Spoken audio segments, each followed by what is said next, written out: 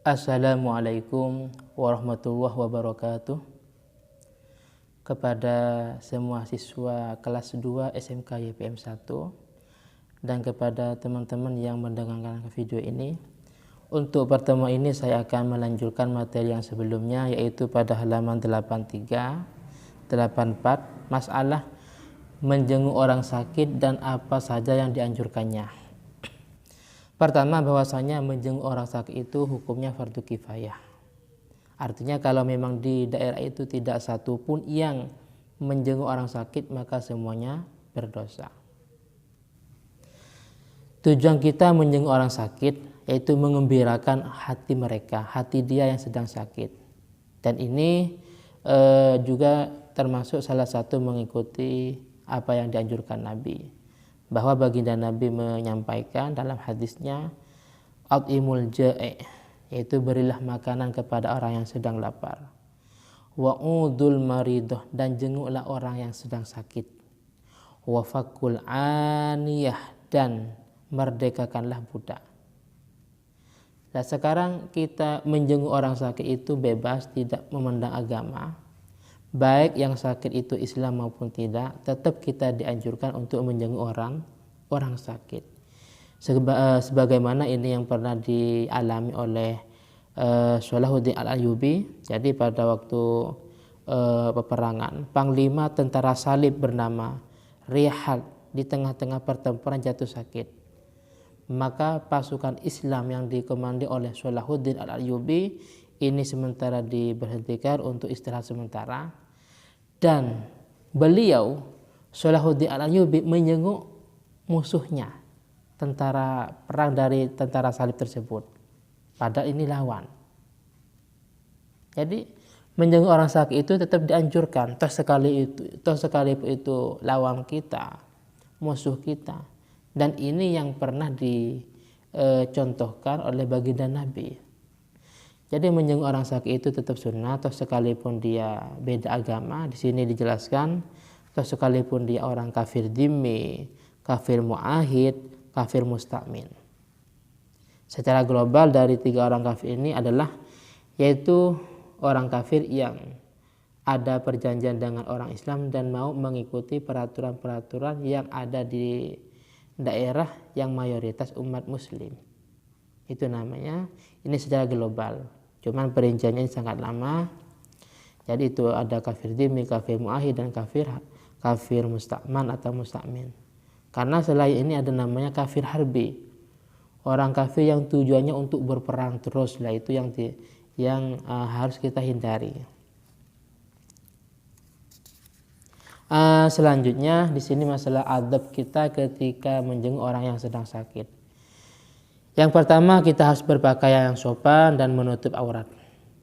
Jadi yang sopan dan menutup aurat, baik laki-laki maupun perempuan, sesuai aurat yang sudah ditentukan. Yang kedua, membawakan sesuatu yang disukainya, asalkan apa yang kita bawa itu tidak membahayakan. Jadi kira-kira yang sakit ini suka apa? Oh, suka rujak, kita bawa rujak. Oh, dia sukanya bakso, kita bawa bakso. Yang penting tidak sampai membahayakan. Kalau sekiranya dilarang dokter, ya nggak boleh. Yang ketiga, kita harus bersikap baik dan bertutur kata lemah lembut terhadap orang yang sedang sakit.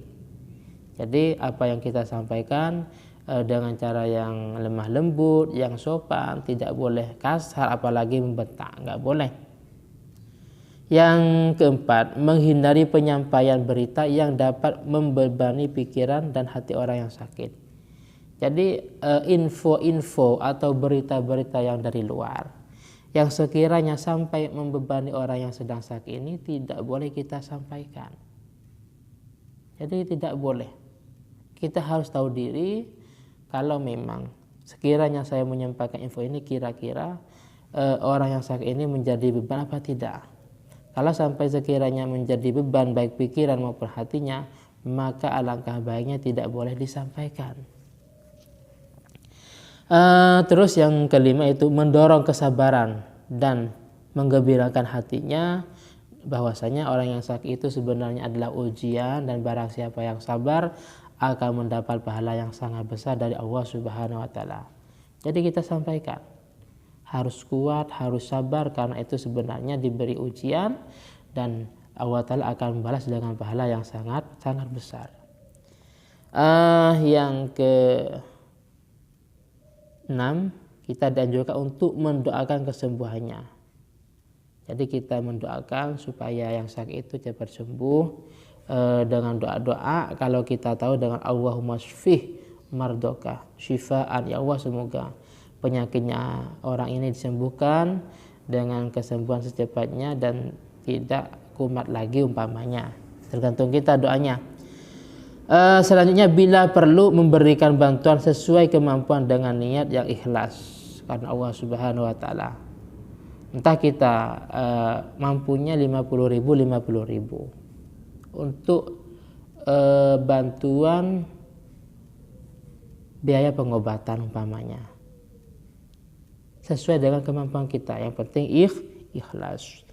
Yang ke-8, sekiranya orang yang sakit itu berputus asa dari keinginan untuk sembuh, maka hendaknya diberikan motivasi untuk bertobat dan memperbanyak istighfar. Jadi diberi motivasi, takutnya dia sampai putus asa, bertobat dan istighfar kepada Allah Subhanahu wa taala. Dan juga motivasi kita berwasiat tentang harta kekayaan yang dimiliki. Dianjurkan kita beri motivasi, Mas, kira-kira hartanya berapa, apa saja, alangkah baiknya diwasiatkan kepada keluarganya. Jadi seperti itu. Dan juga dianjurkan meneladani orang-orang yang soleh. Jadi mencontohkan orang-orang yang soleh. Bagaimana sakitnya orang-orang yang soleh, antara lain tidak pernah mengeluh umpamanya. Terus selalu menghindari beban pikiran terhadap urusan dunia. Jadi pada waktu sakit, kita ketika menjenguk orang sakit, kita dianjurkan untuk memberi motivasi bahwasanya jangan terlalu banyak memikirkan urusan duniawi, seperti itu. Terus memintakan kerelaan dan ampunan dari orang-orang yang berhak menuntut sesuatu kepadanya. Jadi kalau memang orang yang sakit ini punya hutang kepada si A, punya kesalahan, maka diusahakan ini minta keikhlasannya, minta maaf kepada orang yang didolimi umpamanya. Terus selanjutnya, tidak lama-lama dalam menjenguk karena orang yang sakit itu butuh istirahat. Jadi kita harus tahu diri, menjenguk itu waktunya kapan. Yang enak kalau sekiranya waktu istirahat tidak boleh, biar dia istirahat. Atau tidak istirahat tapi diusahakan jangan terlalu lama, karena orang sakit itu butuh istirahat. Jadi mentang-mentang teman akrab yang sakit, kita ngobrolnya seperti dia waktu sehat. Biasanya ngobrolnya mulai habis isya sampai menjelang subuh. Lah ini disamakan, itu nggak boleh. Kita harus tahu diri bahwasanya orang yang sakit itu butuh istirahat. Terus yang selanjutnya, yang terakhir, bisa jadi orang yang menjenguk itu butuh doa atau minta doa daripada orang yang sakit. Kalau seperti ini, maka alangkah baiknya orang yang sakit itu mendoakan, karena itu sebenarnya seperti doanya malaikat. Dijelaskan dalam sebuah hadis, idza dakhalta ala maridin, ketika engkau masuk pada orang sakit, famurhu, maka merintahlah, nyuruhlah dia, falyad'ula, untuk mendoakanmu, karena fa inna du'aahu, karena sesungguhnya doanya orang sakit itu kadu'ail malaikati, seperti doanya para malaikat. Jadi kita dianjurkan untuk minta doa kepada orang yang sedang sakit, dan karena itu doanya seperti doanya malaikat. Apa artinya? Artinya mesti dikabulkan. Mungkin sementara ini yang bisa saya sampaikan. Jadi pada pertemuan ini ada 2 item. Item yang pertama, bahwasanya tentang masalah hukum menjenguk orang yang sakit. Tadi ada yang fardu kifayah bahkan, dan juga ada yang sunnah. Yang kedua, ada menjenguk orang sakit. Mungkin ini yang bisa saya sampaikan. Semoga manfaat dan barokah. Dan dari saya pribadi, akhirul sunnah, assalamualaikum warahmatullahi wabarakatuh.